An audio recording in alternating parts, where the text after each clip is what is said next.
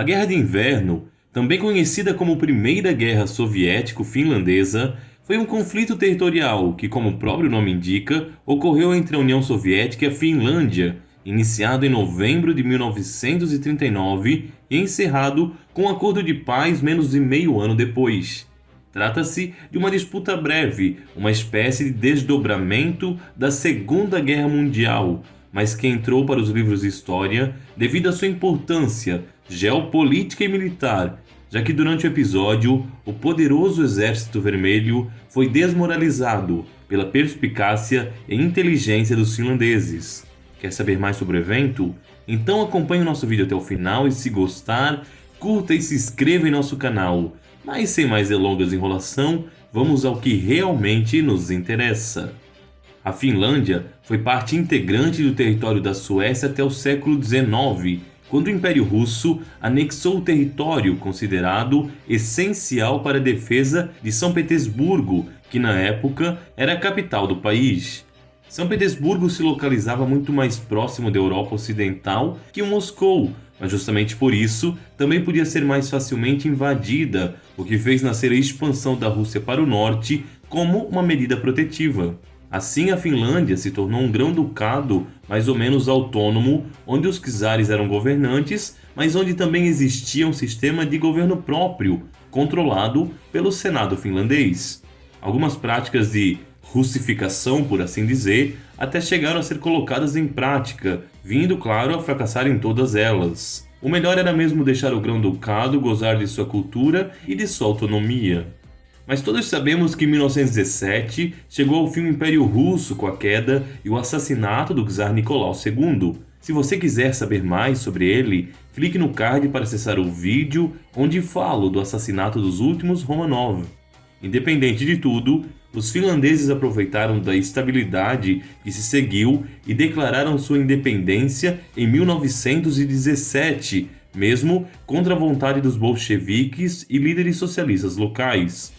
Lenin até cogitou alguma ação contra a Finlândia, mas ele não possuía nem força política e nem militar suficiente para agir, de forma que os russos reconheceram a independência tão logo ela se deu, embora internamente não fossem muito favoráveis a ela. Na verdade, Stalin particularmente odiava a ideia de perder a Finlândia e considerava estratégica para os seus interesses geopolíticos. Para ele, o país vizinho poderia ser usado como um trampolim para a Alemanha ou o Reino Unido, no caso de uma possível guerra contra a Rússia. Assim, as primeiras décadas da Finlândia como nação soberana foram marcadas pelo afastamento dos soviéticos e também do socialismo, que passou a ser proibido em todo o território finlandês. O governo recém-instituído procurou formar acordos anti-Rússia com todos os outros países nórdicos, especialmente a Suécia, e também com as potências ocidentais, mostrando que existia um forte medo diante da possibilidade sempre tangível de o Exército Vermelho tentar um avanço estratégico. Infelizmente, esse receio se mostraria cada vez mais real, até culminar finalmente na guerra que tratamos nesse vídeo. O primeiro indício disso foi dado quando embaixadores emissários de Stalin tentaram negociar a anexação da Carélia pela União Soviética, em troca de outros territórios que seriam cedidos à Finlândia. O país rechaçou veementemente essas possibilidades, considerando que sua soberania no istmo da Carélia era inegociável. Ao mesmo tempo, secretamente, os finlandeses começaram a preparar batalhões em treinamentos militares e a formar táticas de defesa caso o país fosse invadido. Eles também reforçaram as proteções ao longo da linha Mannerheim, um complexo de bases militares que se situava na fronteira entre os dois países. As tensões na região foram aumentando gradativamente até finalmente chegar ao limite no ano de 1939, com a partição da Polônia entre nazistas e soviéticos que deu início à Segunda Guerra. O pacto Ribbentrop-Molotov delimitou uma aliança que muitos consideravam improvável entre russos e alemães, pontuando as zonas de influência de cada um e colocando a Finlândia como parte dos interesses de Moscou. Assim, Stalin estava livre para anexar o país sem que Hitler intervisse em seus planos. Dessa forma, ainda em 1939, a inteligência soviética fingiu um ataque finlandês contra a aldeia de Manila. Hoje, é sabido que todo o ataque não passou de uma encenação para justificar o início das agressões. Os russos acusaram os finlandeses, exigiram como recompensa Carélia e também o desmonte das forças de defesa do país. O pedido evidentemente foi recusado, e assim, em 30 de novembro de 1939, o exército russo cruzou a fronteira, iniciando os conflitos. Stalin esperava que a batalha fosse breve e até deu ordem para que seus homens não anexassem partes da Suécia por engano. Ele enviou 450 mil homens, uma porcentagem dezenas de vezes maior que o exército que ele enfrentaria. Seu objetivo era imitar a tática alemã da Blitzkrieger, promovendo uma investida veloz e forte que colocaria o inimigo em joelhos em questão de dias.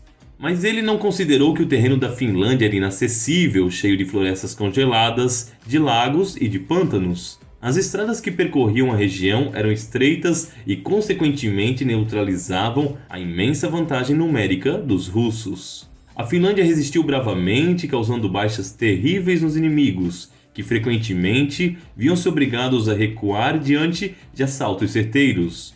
Para piorar a situação, os soviéticos lutavam com o tradicional uniforme pardo, o que os tornava alvos fáceis e visíveis em meio à paisagem embranquecida pela neve. Um dos soldados mais icônicos desse conflito foi Simon Hayat, sniper finlandês que ficou conhecido com o epíteto de Morte Branca. Simon se ocultava em meio à neve, tornando-se imperceptível devido à camuflagem que usava, e assim eliminou os invasores num número assustador, ultrapassando em 500 a quantidade de baixas que provocou.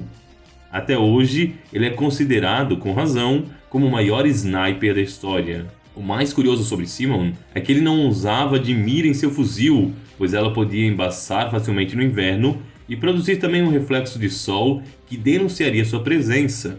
Tudo se devia à sua habilidade extraordinária como atirador, fruto de décadas de prática e de participação em competições nacionais. Outro evento muito marcante da guerra foi o bombardeio da capital finlandesa por parte dos soviéticos. O bombardeio destruiu centenas de prédios e matou inúmeros civis, e foi recebido com críticas pela comunidade internacional por ser completamente desnecessário naquela situação.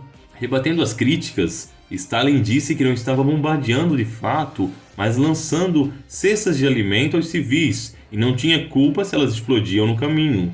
Os finlandeses então criaram um termo irônico, cesta de pão Molotov, uma referência ao coquetel Molotov, para se referir de forma irônica aos bombardeios lançados contra o seu país. A guerra chegou ao fim pouco tempo depois com um acordo de paz, onde partes do território da Finlândia foram cedidos aos soviéticos. Apesar das perdas territoriais, a maioria dos historiadores consideram que a grande derrotada foi a Rússia, pelos gastos e perdas substanciais, tanto em soldados quanto em armamentos, e por não ter conseguido seu objetivo principal, que consistia na anexação do país vizinho.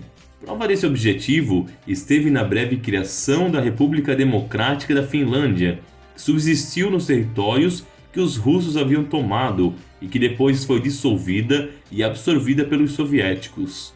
A ideia é de que o avanço russo pudesse substituir o governo de Helsinki por um estado fantoche e revolucionário. Os finlandeses saíram da guerra mais fortalecidos e, principalmente, mais orgulhosos de seu país. Enquanto isso, do lado oposto, o conflito também serviu de incentivo para os nazistas, que, diante da humilhação de Stalin, passaram a achar uma invasão contra o russo algo cada vez mais viável. Isso levaria à posterior quebra do pacto Ribbentrop-Molotov e ao início da Operação Barbarossa. Seja como for, a Guerra de Inverno mostra como um exército superior e infinitamente melhor armado pode ser prejudicado caso não conheça o relevo e as condições climáticas que enfrentará. Uma lição a ser aprendida, de fato, por todos os países. E se você gostou desse vídeo, curte e compartilhe com seus amigos. Até mais, se Deus quiser.